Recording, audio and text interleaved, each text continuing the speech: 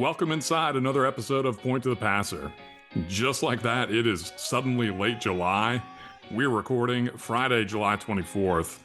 And traditionally, this is a slow news time for college basketball, but this era of Carolina hoops is different. There's no off season. Word broke on Thursday that Gonzaga's director of basketball operations and assistant coach, Jorge Sanz, is leaving the Zags to round out Michael Malone's first staff at UNC. And here to discuss that and more is, as well as recruiting news, is Brian, aka Badams. Badams, what's going on? Good to see you.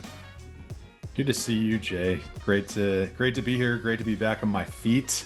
Great to talk about Carolina basketball, getting towards that season again pretty soon. So excited to be chatting it up with you. Looking forward to it. We have a lot to talk about on a Friday here. Like we just said, so Carolina adds their fifth and final assistant to Michael Malone's staff. That's Jorge Sanz, coming from Gonzaga. And so we're going to cover that first, talk a little bit about what he's going to bring to UNC. And then we have a couple other segments to get into as well. But I'll talk about that a little bit now. So this is a big pickup, Badams. It's something that when I saw it come through, was immediately excited about for a couple of reasons. He's somebody that brings many years of experience here. So he's got over 15 years of experience in college basketball at two stops. He's somebody that was at Florida Atlantic for 8 years, starting all the way back in 2010, 2011. He was a video coordinator for Florida Atlantic when he started, and then moved his way up through the ranks as a director of basketball operations there, and then as an assistant coach. He's done the same thing really at Gonzaga too. So 16 years, 8 years at two stops, somebody who has developed deep relationships, has shown an ability to perform at a high level, and somebody that hopefully will be at Carolina for the foreseeable future as well.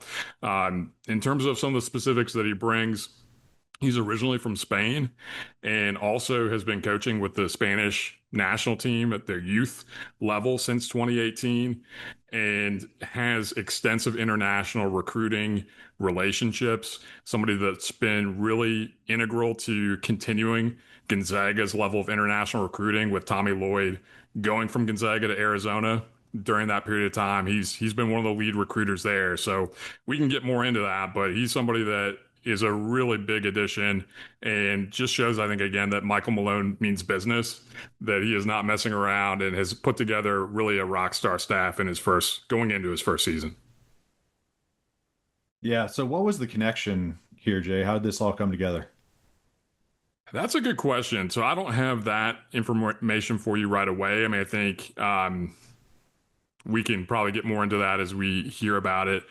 I think from a high level view, I would just say that it shows Michael Malone's level of connectedness and the staff that he's put together too, in terms of the relationships that they have to be able to take somebody who, I mean, here's the thing that stood out to me. So I listened to a couple of Gonzaga-based podcasts. One is called House of Kraus, and the guys over there do a really good job. So I enjoyed tapping into that.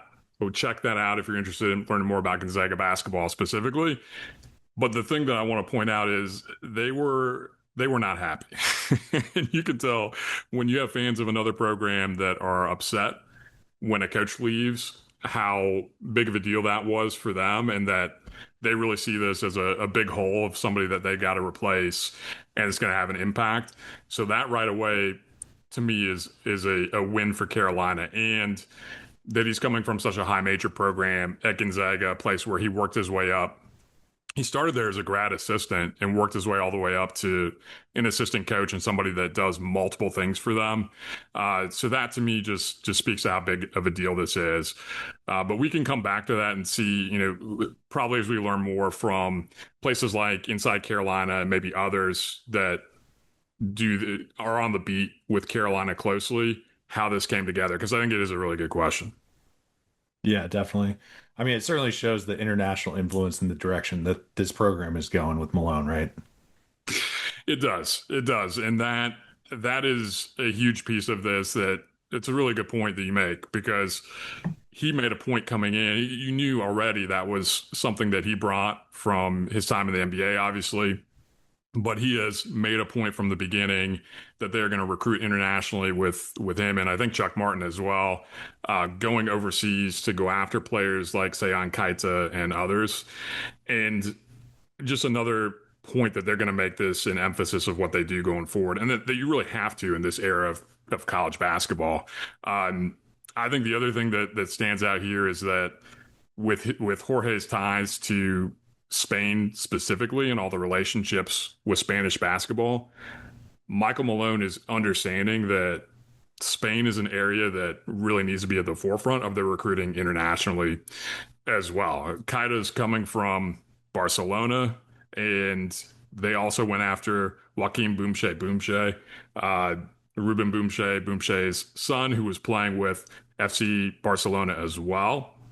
And they're multiple. So Boumtje is seen as the top prospect in the 2028 NBA draft. Right next to him is Nicola Costa Rica or Costa Rica. Uh, Great name, also a great player. He just signed with UCLA. Both of those guys are going to be in college basketball for 2 years before they're draft eligible. But all that to say that Barcelona has a pipeline of players, other younger guys who are coming up. And then Real Madrid is a real development system as well. A couple of the guys that are coming into Gonzaga this year actually were in the Real Madrid system, and Jorge Sanz was key in bringing them to campus. So I think he's being really strategic, Malone, that is, not just international, but seeing some of the top development programs, in Spain being one of those in Europe, and tapping into those relationships. And the other piece I'd say with that, because they didn't get Boumtje, and that's something I think going forward, that if you're going for these top prospects, you're going to be going up against John Shire. That's just the reality of it. And head to head, Carolina has not won a ton of these battles against Duke in the last number of years on the recruiting trail. And so to bring an ace recruiter that has those relationships, I think, again, it just says we mean business, and they're not just going to go after these guys. They're going to close on a lot of these guys. That's the goal anyway. So I'm excited to see how that plays out in the future. Yeah, and I mean, this is definitely the time to be talking about recruiting. It looks like the staff is out in full force, getting in front of these guys, watching them, putting the time in. So that's really cool to see. And along the way, spending time with Carolina family. So that's also cool to see that that's building from the start. It is. I mean, you just see the way these relationships are coming together. I mean, I think, just a few other things with Sands specifically, some of the relationships that he has. Obviously, he's coming from working with Mark Few for a long time, but he also worked at Florida Atlantic, worked for Mike Jarvis. I don't know if you remember that name from like back in the early 2000s at St. John's. He was at George Washington before that. But again, I just think it speaks to the fact that this is somebody who's experienced coming in with 15 plus years of experience. And then you look at the rest of the staff here that Malone has put together. We just reset that. He's been really strategic in understanding that Carolina family and the family ties, like you mentioned, that's got to be at the centerpiece of this. So keeping Pat Sullivan, somebody who has a ton of experience in the NBA, worked for Larry Brown, amongst a lot of other coaches over the years. I think he also worked for Doc Rivers at a different stop. So that type of guy who has NBA connections, but also deeply connected to Carolina. And then Shame obviously has been on the staff for a long time now, has worked his way up from director of basketball operations himself. And the work that he's done developing the big guys, you just see that with Henry Vasar. You look back to that last year, and the work that he's done with physicality and rebounding with a guy like Henry, that really stands out. So you have those guys to really be that centerpiece for the family, but then to bring in some of the top assistants across the country, a guy like Chuck Martin coming from Arkansas. I think the fact that he's poached somebody from Gonzaga and Sands, and then also has taken Coach Cal's top assistant, associate head coach from Arkansas as well, and Chuck Martin, that says a lot. I think finally you have, I think we've been waiting for Carolina to flex its muscles just the Carolina brand being a blue blood, and you see that in just the way that he's operating from being able to take some of these top assistants from other places. Chuck Martin, somebody that's been in college basketball for 25 plus years. You go all the way back to when he was with Cal at Memphis. He's been in a national championship game with Derrick Rose as the point guard of that Memphis team in 2008. They came up a little bit short, but he's obviously somebody that's got a ton of experience and coached with Malone at Manhattan all the way back in, I think that was the 1999 2000 season, something like that. So he's been around to say the least. That was his first stop in college basketball, all the way to now back with Malone full circle this year. And then in addition to that, they add Brian Tabaldi, somebody who also has a ton of experience. So you have guys that this is a seasoned staff at this point. This isn't a group of guys that are just kind of cutting their teeth in college basketball, and that's the way it should be when you're at a blue blood like Carolina. Tabaldi is somebody that he actually played at Michigan State all the way back in graduated in 2007 as a walk-on, and then stayed on with Izzo as a grad assistant for a couple of years. But he also has coached in the NBA, most recently with the Cavs. That's where he was coming before, just coming from Providence last year with Kim English. And he's somebody that when he was all the way back early in his career, he was a video assistant at Missouri, worked his way up there. And actually, Kim English is one of the players that credits him with being a developer of talent while Kim English was at Missouri, and then goes on to the NBA. So this is somebody that originally I thought Tabaldi, thinking of him as more of a younger coach that's on the rise. He's somebody that's definitely on the rise in the profession, but he's been around and has a ton of experience. So very excited about this staff, and I think it says something about the basketball knowledge they're going to be able to bring, the X's and O's, the recruiting ability as well, but also just each of them has specialization that they bring, and I think the program as a whole with that staff is definitely moving in the right direction. Jay, I can already tell I'm not going to stump you when we get to our transfer trivia. I think you're gonna have me on all of that, but no, that's a lot of good background on the staff coming together. It's great to have that rounded out. Tell me a little bit about the offers that they have out. I think you mentioned that one of them just kind of came in. Yeah, so we moved to talking about Peach Jam, and we were talking about that last week and getting into high school recruiting.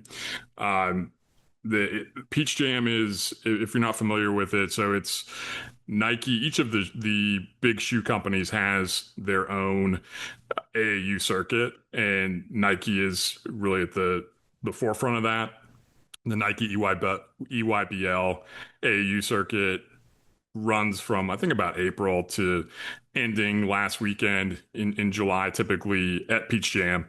So Peach Jam is the like championship tournament that teams have to qualify for. But you'll see a ton of the big name college coaches at those events, and a lot of offers come right out of that event too. So like you're mentioning, a new offer just came in for Navarro Bowman Jr. His dad played for the 49ers for I think for several years. He's out of California. His dad, I want to say, is with the Chargers now as a coach. This is a kid he's 6'3", 180 pounds, point guard. Again, just got offered this afternoon before we got on. And he put on a show at Peach Jam last week. He averaged 19.2 points, 4.6 assists, and 4 rebounds. So somebody that is on the rise. He's now up to 10th in the nation for the 2027 class. And really, I mean, Malone, like a lot like Hubert Davis, we talked about this a lot over the years, that Hubert had moved towards offering a lot of the top 10 prospects. The challenge we had was we weren't always landing maybe as many of those prospects as we would like. Certainly a guy like Caleb Wilson, top 10 prospect who gets to campus last year.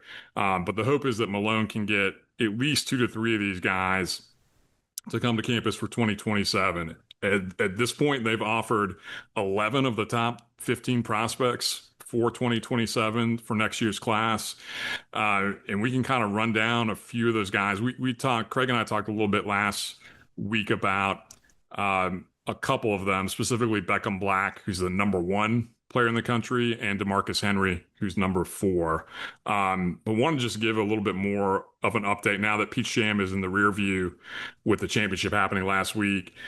Beckham Black, we can start with him. So he ends up averaging 24.2 points over the week at Peach Jam, 5.3 assists, and is somebody that just is a stat sheet stuffer. He's also a pretty good rebounder from the guard spot, but overall, just a really good floor general. Somebody that I think I told you that I had a little bit of insomnia last week, so I was watching some of these games late night and caught a decent amount of Beckham Black's games.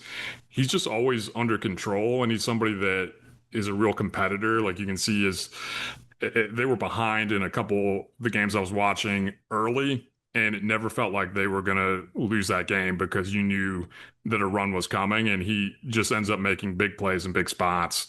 But somebody has great speed, control, and then also great playmaking ability. It is going to be tough to land him. He's, again, the number one overall prospect right now. His brother played at Arkansas, not under Coach Calipari, but still thought to be somebody that you could see end up at Arkansas. Texas is another team to watch or school to watch for Beckham Black. He has a visit already scheduled with Texas. And then coming out of Peach Jam, he's scheduled to visit UNC as well. Hasn't said when that's going to happen, but that will be coming up this fall. So as long as you get a visit, at least you have a shot, right? You have a chip in a chair, to go with our poker terminology, I guess. So we'll see how that unfolds, but he'd be somebody that obviously with Terrence Brown likely only having 1 year in Chapel Hill would be a great player to come in and take that point guard spot next year. Yeah, absolutely. How would you say for these top guys for this class compared to this unbelievable class last year that came through? What do you think? I mean, is there enough that you've seen that you can make any comparisons? The short answer is it's not as good. Like Yeah. that's the consensus is that class last year was really one of the best classes in probably the last 20 years. Not just the top end talent, but you also just think about the depth was probably the most impressive thing. So I think the interesting question would be like where, if you put these guys in last year's, if they reclassified up to last year's class, well, that'd be 2 years. But if you were putting them in the same class, where would it rank? And I'm not sure that Beckham Black, like he might be, maybe he's top 10, maybe he's more like top 15. And that might be selling him short, but I just think it would be hard to put him ahead of a Boozer or certainly Caleb Wilson, Darren Peterson when he plays, AJ Demancia, those types of guys. So, yeah, it's a good point. Like, it's all relative year to year. The consensus from national recruiting experts is that this class is just not as strong overall. But I think with specific guys, like definitely Black and DeMarcus Henry, who we can hit on next, like those are guys that you expect to be not just contributors at the college level, but guys who could potentially star in one or maybe multiple seasons at the next level. Yeah. Yeah, take me down that list a little bit. So now, you've got a couple of the names that the people who are paying attention have heard of, and you can go pretty deep on these two. So take us down that list a little bit. Yeah, so the next guy that we talked about last week too, and I ended up watching a decent amount of his games with Vegas Elite at Peach Jam, was DeMarcus Henry. He's a 6'8" small forward, and his dad actually played in the NFL as well, and tragically passed away pretty young. But Chris Henry and his brother, Chris Henry Jr., plays football at Ohio State. I think they also have a sister at Ohio State too. So Ohio State is thought to be, again, similar to the family ties with Beckham Black. Like you would kind of expect Ohio State to be there towards the end of this recruitment, if not in the lead. But somebody that Michael Malone has made a huge priority. You see the Carolina Blue at pretty much all of his games. The staff is letting him know they really want him at UNC, and you can see why. Because, like, bigger picture, one of the things that's becoming really clear about Michael Malone at Carolina is he wants guys that are rangy, lengthy athletes who are two-way players, guys that can really bring intensity and energy and be disruptive on defense, but also can score multiple ways, get above the rim as well on offense. And DeMarcus Henry fits that to a T. He's somebody that you just watch him, and he's got incredibly long arms, and he's a very fluid athlete. He likes to get to the rim, but he also has a really smooth mid-range game as well. And he's starting to really develop a pretty effective three-point shot too. He had a couple plays in one of the games I was watching, step back NBA level moves where he creates so much separation on that play that type of move is going to translate not just at the college level, but the NBA level too. At the same time, he's still got some growth to happen. They had him on the ball a lot at Peach Jam, playing a little bit more point guard. And you can tell that that's just an emerging area with his ball handling. But if you can get him the ball in the mid range and just he can get his shot off, get some turnaround moves off, and then get to the rim, he's really effective. So because of his intensity and just how he plays and his versatility on both ends, he's one of the top guys. Like I've fallen in love with him as a prospect watching him play. So I'm hoping they can continue to push for him. He's somebody it sounds like he's not in a hurry to make a decision. He does plan to visit all 8 of his finalists, and Carolina's in that group. So we expect him to visit sometime this fall. But nothing has been set up at this point. And he, again, not in a hurry, planning on announcing maybe closer to April. We'll see. Like at this point with high school recruiting, a lot of the time what happens is as these spots fill up, guys end up announcing a little bit earlier, sometimes than they expect. But you never know. So DeMarcus Henry, definitely one of those top guys to watch. Number 4 in the nation, national recruit as well. And then on his team, Aiden Diggs is the 5th prospect in the nation. He's also with Vegas Elite. Combo guard. He's 6'5", 180 pounds. Another guy, two-way impact and versatility, really high basketball IQ. So he put up really good numbers at Peach Jam. Henry averaged 18.8 a game with 8.2 rebounds. And Diggs, like I would not have thought that he had more points overall in watching them play during the week, but he ends up with 19.4 points per game, 6.4 rebounds, and 3.2 assists. Somebody that just can kind of do it all. He's physical for his size, which I liked, but he also just seems to make the right reads, whether it's time for him to call his own number or to facilitate to a teammate. So he's somebody else that has an offer there. I haven't heard as much buzz with him in terms of Carolina kind of being in the lead for him. So we'll see how that kind of progresses with his recruitment. But then there's a couple other guys that, one being Paul Osarui. He's the number 12 recruit in the nation, 6'10", 220. He's playing with Arizona Unity at Peach Jam, and he's a guy that's very physical, athletic forward. I feel like he's a guy that Roy Williams would have loved to coach. He didn't have big numbers at Peach Jam. He averaged 6.6 points and 4.8 rebounds.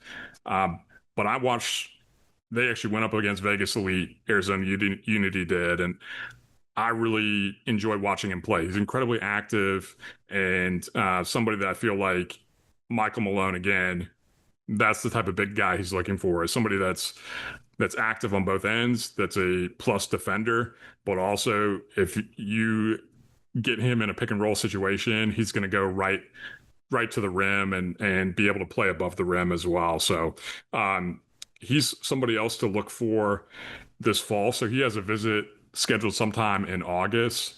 I'd imagine that's close to when football season starts, maybe right before Carolina kicks off at home, since they're going to Ireland for their first game against TCU. But somebody else to expect Carolina to be right in the thick of that recruitment as well. Um, yeah, and then just a couple other guys that I want to point out. So at the same time that Peach Jam's going on, their Adidas has their big tournament, 3SSB, like their finals at the same time. And so Malone and staff were able to go to both, which is great for these coaches of all these big programs to be able to see guys at multiple of these circuits. Jordan Page, probably right up there with DeMarcus Henry, is one of my favorite prospects. He is number 9 in the nation, 6'5", 180-pound guard. He's playing for Garner Road AAU, and he's actually from Raleigh originally.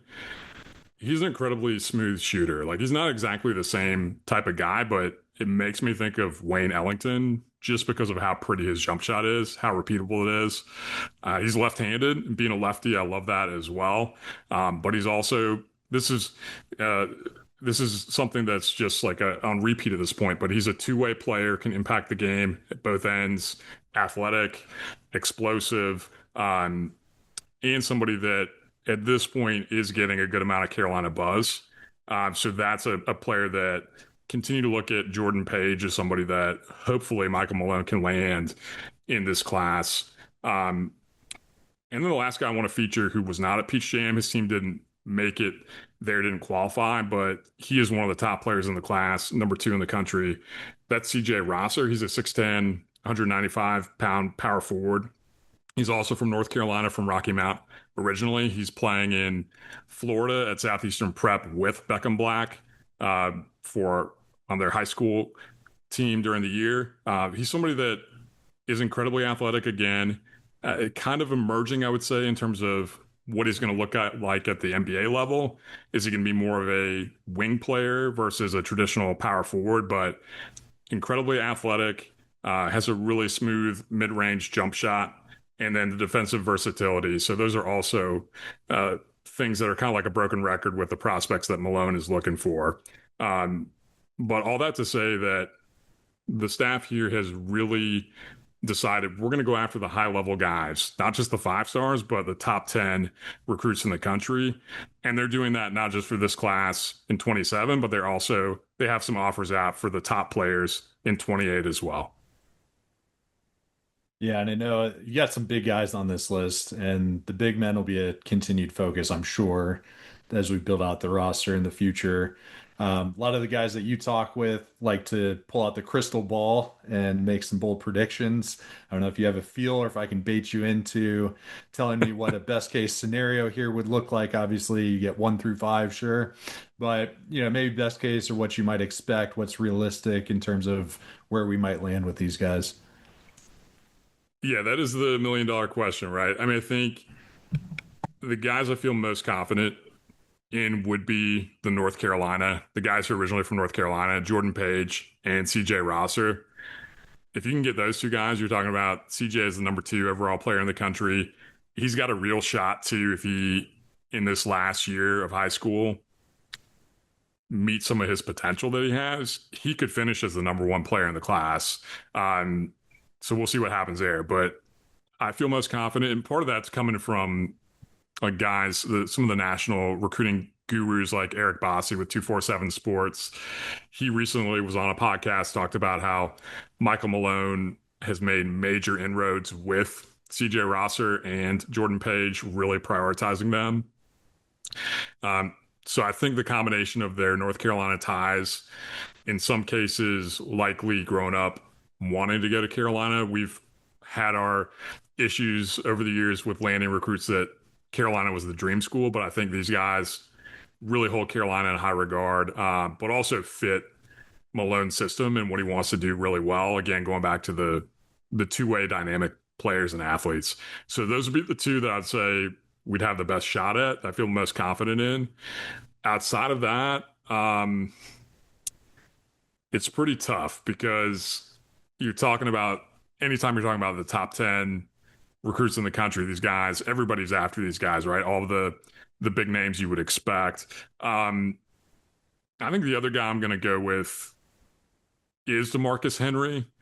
And the prevailing thought is he actually ends up at Ohio State with his brother and sister there.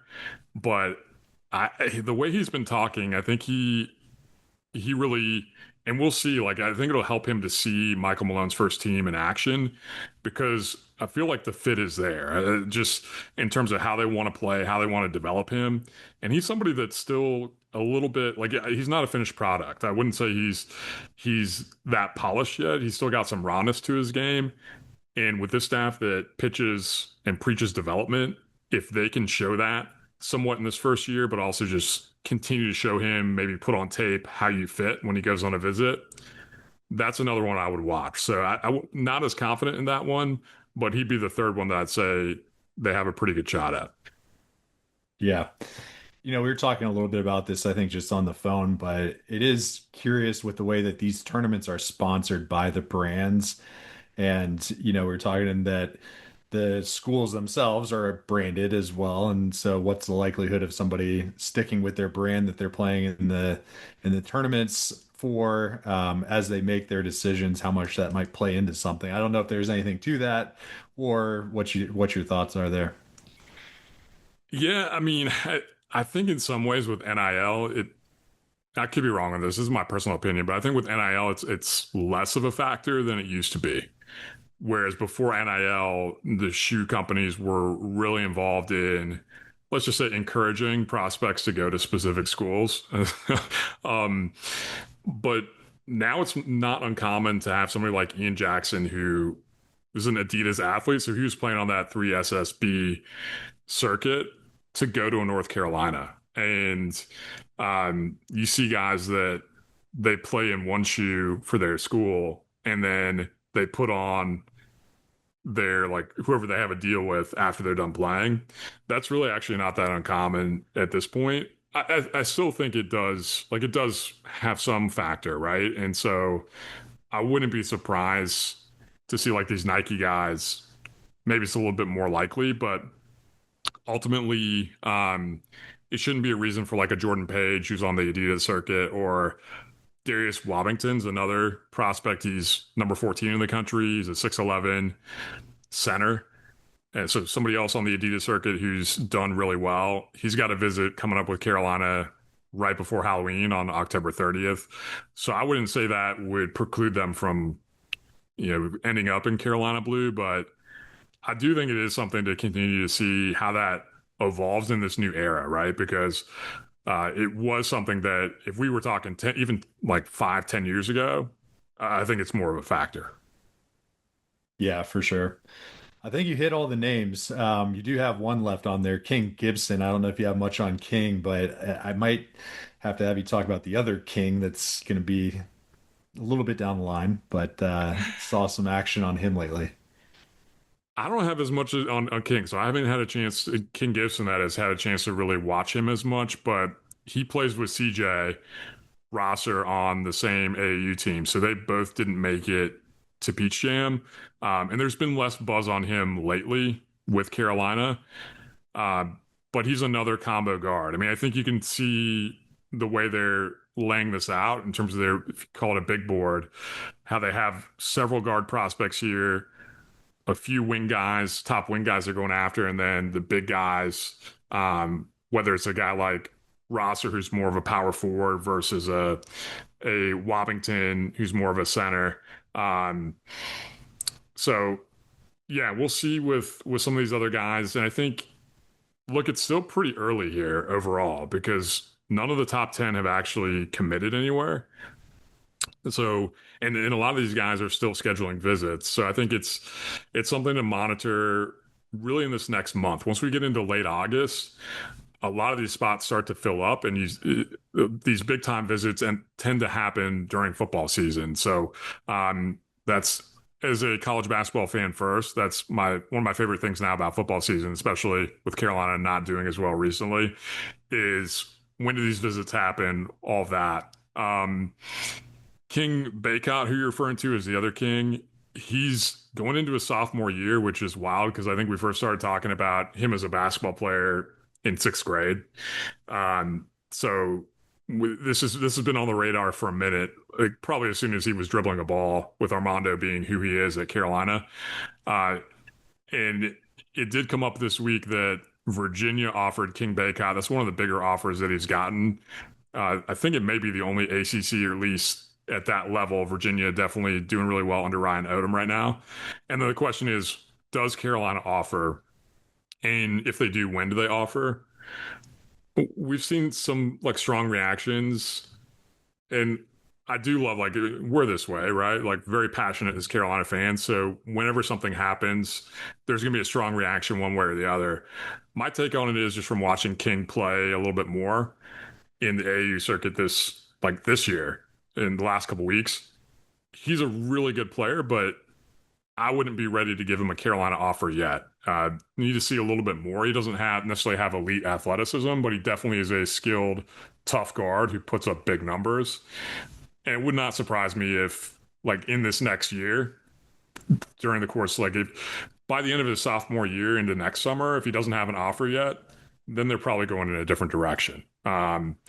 So we'll see. But he looks like he's still going to grow. Not that I have intel on that. I think in the past we've we've had intel that like one prospect's growth plates were still open, and they were expecting him to grow a few more inches. Don't have that on King, but he just looks like somebody that you could see is like 6'5", 6'6", and if he keeps growing, where does that put him that might change who he is as a prospect, just because as a guard he's not the quickest guy right now. He's athletic for sure, but he's not on this elite level as some of these other guys we've seen over the years that you offer them almost from like the minute they hit high school. Yeah, how early are these guys accepting offers? Is anybody actually accepting it at that point in time, or what's the point of having an offer out that early? I mean, I think the big thing is like, especially if you're more like a mid-major, is building that relationship early and being able to say like, hey, we've been here first, we've been prioritizing you from the beginning. So that does matter because like, let's say even with UVA offers him now going into a sophomore season. If Carolina doesn't offer him until sometime in his junior year, UVA can say, look, like, yes, they're Carolina. Yes, your brother was a star. He's a legend there. But we saw something in you much earlier, right? We've really been making a point that, like, you're going to feature in our offense. And so that is part of the process, but it doesn't always matter. Like, even if you look at Jaron Stevenson and his recruitment, he was somebody that may have set the record for visits unofficial to Carolina. He was on campus all the time. Nate Oates offers really late when he was reclassing at the end of his high school career, and they end up getting the offer. So it really just depends, I think, on the player and what they're looking for ultimately. But the relationships still do matter. Money is probably the number one driver. Not probably, it is the number one driver. But after that, the relationships definitely factor in. Yeah, for sure. Well, that's a pretty good rundown, man. What else you got on what's been going on lately? I mean, that's it. Like, I definitely went down several rabbit holes watching a lot of highlights, had a little extra time, so was able to. It is fun to get back into just watching tape and watching basketball. I told you the difference between watching some of these high school tournaments and watching college level games, even the summer league games, is night and day with the level of the just where guys are developmentally. My hat goes off to these guys the 247 guys like Bossy and Travis Branham, who they watch these guys multiple times live. They're at all of these events. They're traveling all the time during the spring to go see them.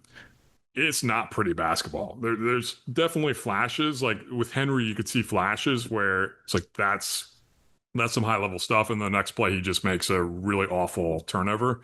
And he's still in high school, and so that's going to happen. I think one of the things we haven't talked about that was not Carolina related was the talk of Pete Sham was the number 3 overall prospect, Caden Daughtry, who does not look like he's going to get a Carolina offer at this point, just because they're prioritizing other guys. But he was electric throughout the tournament, really throughout the spring. He put up 32 plus points over the course of the tournament, takes his team all the way to the championship there, and was drawing a lot of Trae Young comparisons. Even from this is Eric Bossy was talking about Trae Young, but also even like there were moments where he had some Steph Curry moments in terms of his 3-point shooting. you got a guy who's a cross between Steph and Trey. That's pretty good for a smaller player who's maybe in that 6 foot range. I I kind of think he's not. They're not necessarily the leader at this point. I kind of think I see him at Florida with Todd Golden. So he's gonna be somebody that's gonna be fun just from a college basketball perspective to track because next, if you go to 2027, like not this coming season, but the next season, he's somebody that could really take college basketball by storm and be one of those first year stars.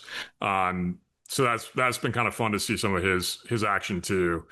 Um, but those are the big things. I mean, I think we're going to get later into the summer, maybe even soon here into more of like the current roster and breakdowns and some of the dynamics there. But um, I've been able to get on Locked On Tar Heels with Isaac Shade a couple of times on his show, and that's been fun to start doing some of those previews. So excited to get more into the current team because honestly, in July, we're still so far away from even October when we get preseason games. You got to do something to hold you over when we're in this in between stage where football hasn't started yet and basketball is still like 3 or 4 months away. Well, good news. I've got something to hold you over. If we still got a little time for some transfer trivia, also known Absolutely. as who he play for. If anybody's familiar with Charles Barkley trying to track guys in the NBA, this would be the college basketball edition where Jonathan Adams tracks guys throughout the transfer portal, which from the last half hour, if you can imagine, he's going to know every single one of these that I throw at him. But I want to start with one that's not a stumper by any means because we've been talking about this guy or you have. I was just curious to get a little bit more of your thoughts on Juke Harris and where that landed and how that affected us. So you know where he's at, but just to hear your thoughts a little bit more on Juke. I appreciate you giving me a softball first because my biggest fear of always doing these is, even though we're not doing this live, is that we set this up as like, okay, like I've got all this intel about these guys and always watching college basketball and stuff, and then I miss every one of them. So I appreciate the softball to start, but yeah, Juke. So Juke is at Tennessee with Rick Barnes after being at Wake for his first 2 seasons. Uh, Honestly, that was a little bit of a surprise. And there are rumblings that it really not just looked like Michigan, but there may have even been a point that he gave a verbal to Michigan when Dusty was still there. That hasn't been confirmed, but Dusty's been had a conversation with I think it was Matt Norlander with CBS about either leading up to or after the fact of, I think it was leading up to before he left for the Mavericks, just the nuances and challenges of this era of college basketball as a head coach. And one of them being like, you could have a guy literally commit to you on the phone, and that's doesn't mean that they're coming because the agent has to sign off. The agent might steer them in another direction. And so it sounds like, now I don't know for sure that's what happened in this case, but if you kind of not even speculate, but just read the tea leaves there was some other stuff going on to steer Juke to somewhere else, not Michigan. I do like that Michael Malone went after him and he even got to sit down with him before he committed. Would love to have had him come to Carolina, and I think he's one of those guys, like there might have been sliding doors moments where things have gone differently with this cycle. Maybe you see him at UNC, but yeah, Tennessee now and then Wake for 2 years, had a pretty, like a decent first year at Wake, behind guys like Hunter Salas and others who were their featured players, and then just blew up last year. Really hope that Matt Abel is somebody that does like takes the Juke Harris path and had a solid first year and then is a star for Carolina this year. Yeah, he was fun to watch. So I think we were all bummed out a little bit when we didn't see our name on that list coming through. But yeah, it's good. Good stuff. All right, I'm trying to think of where I go for you. Do I go straight, like hop a few rungs and go straight into it? I think you dial up the intensity here. Yeah. So we'll dial it up, but real quick, just to keep it close to home, but down the road a little bit. There were two guys, one coming into Duke, one going out of Duke. Curious about your thoughts with those two, and I'm sure you know who I'm talking about already. So you're talking into Duke, probably John Blackwell from Wisconsin. Yep. Yeah, Blackwell. It's going to be interesting to see how he adjusts to Duke. He was dynamic for Wisconsin really the last couple of years next to some other transfers, like a guy like Nick Boyd that I wish he visited Carolina and wish he had been at Carolina last year. Um, but Blackwell, it's going to be interesting. Like I think there's a scenario where Blackwell is Duke's leading scorer, but they have so many highly touted guys there that I think the big question is going to be like how does it all come together? How does Shire handle that? Ultimately, what I'm most interested in with Duke is how does Shire mess it up when they get to the tournament? Or how do the players mess it up? You know, I don't even put last year on Shire necessarily 100%, but that's what I'm most interested in there. And you said somebody else who was transferring out. Speaking of Shire messing it up, that's where this guy landed.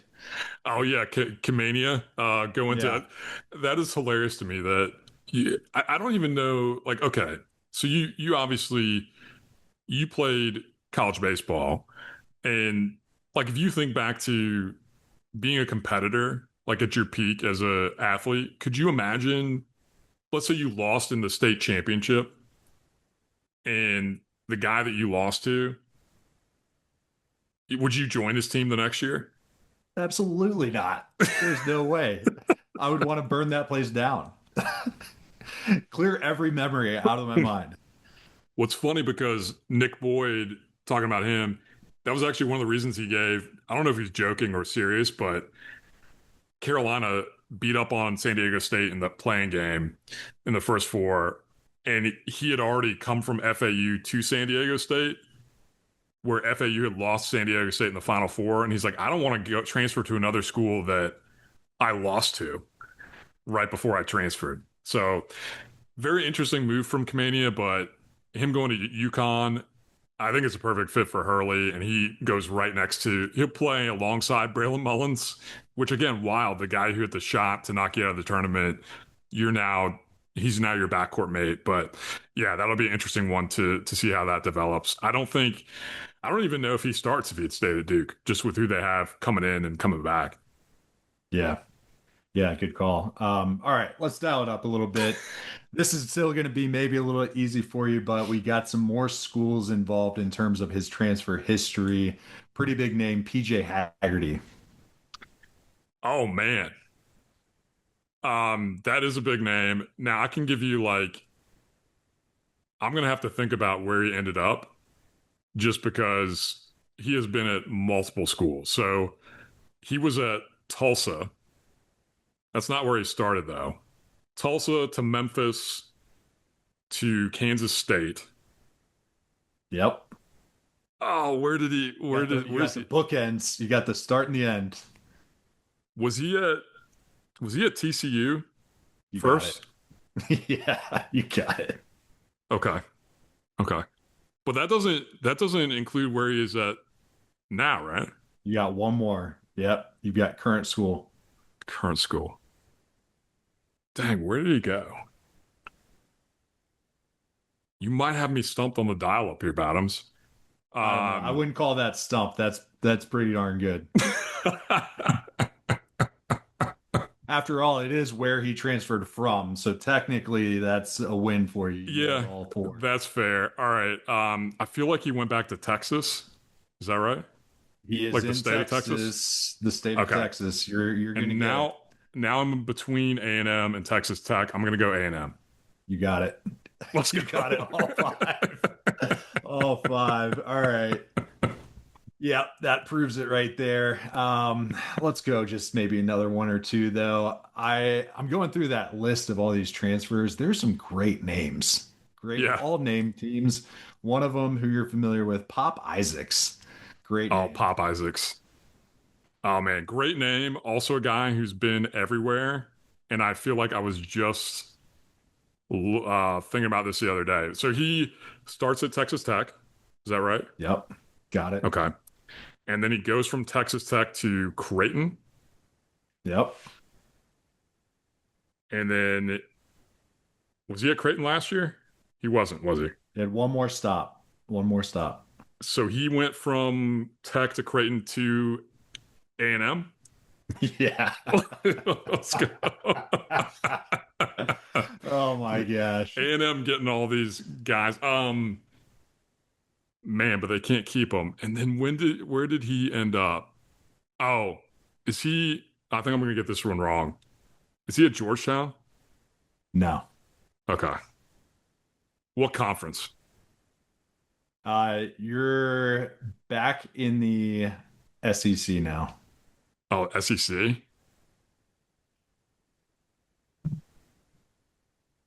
I think you have me on this one.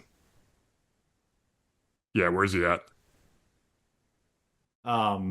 He is at, oh, I'm sorry, I messed you up with the conference. He's at Oklahoma, actually.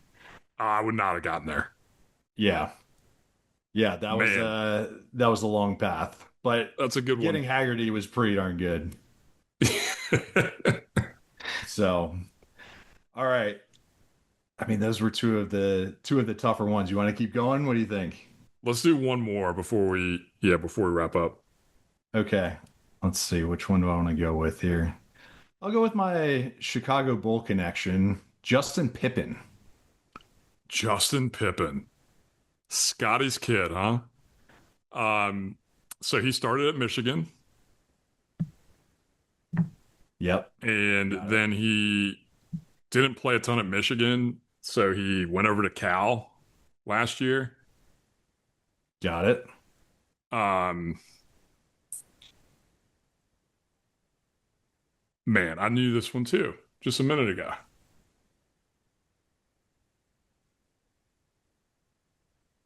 All right, you're gonna have to give me conference on him. I just blanked on it. He's Big Ten now. Big Ten. Oh, he's Ohio State. You got it. There you go. It doesn't take much. You don't need too many clues. It's just triggering that one thought and you got it. So, man, that's pretty good. Pretty good job for transfer trivia. Who he play for. Oh, I had one as I was going through this too. Not who he play for, but who he play like. And this is just because I've been watching so much World Cup. And if you look at the way that Messi and Haaland plays soccer, I want to see if there's a player that jumps out at you that plays like those guys playing soccer. So Holland, just because he's so physical, um, I think I think I heard somebody call him like the Gronk of soccer. If we're doing that with college basketball, give me Hansbrough, man. Like I think Holland's probably like Hansbrough definitely skilled, but he's just more the physicality and brute force. But I think of Holland because of just how like he's just knocking people over to get the headers, and he's just bigger and stronger. So yeah, I'd say Hansbrough. Messi, the little magician. Ooh, let's think of a good one here. This is gonna be the way back machine, but give me like a Tyus Edney, which is Oh, like the wow. speed and um the vision and the passing ability. Um, so I like that one from like a Carolina perspective. Give me Ty Lawson. I like that. I like that. Burst with the ball, score, gets it done. Love it. Awesome, man. We're going really in the weeds now, down the rabbit hole. So I'll let you wrap it up with some closing thoughts. But that was good work on the transfer trivia. No, that's always fun to do. So want to do a point out, and I mean, there's definitely a few different ways we could go. I think do want to just recognize Coach Sanz here, somebody who's coming over from Gonzaga to join the Carolina family, and just excited to see what he brings. And we talked about it a little bit maybe, but he's also very much the analytics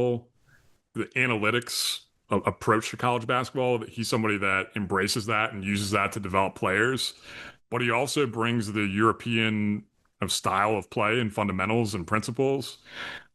So excited to see his influence and how Malone uses him to really just elevate the team and the program. Um, but yeah, it's going to be, I'm even more excited. Like, again, we're just too far away from the start of the season. So excited about the staff being set. The next thing is get the rest of these guys on campus. We're still waiting on Seyon Kaida to get on campus. He's in Spain currently. So once we get everybody on campus, it'll feel a little bit more real. But in the meantime, excited to get into some more of the player deep dives coming up. And I guess what else do we have? We have like the TBT basketball tournament. Is that what we have to tide us over in the meantime now that Summer League's done? Yeah, I guess that if you're really reaching for something and you got to fill the void, that's pretty much what you got, which, oof, I don't want to get into those rosters.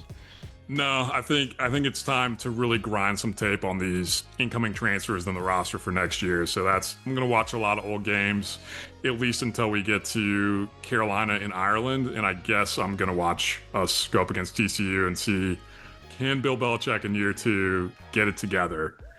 We'll see. We'll see indeed. In the meantime, always a good time to be talking heels, be thinking about the future of Carolina basketball, both on the coaching staff and recruits that might be coming in. So we're excited for the coming year. And yeah, awesome rapping with you, Badams. Go Heels. Go Heels.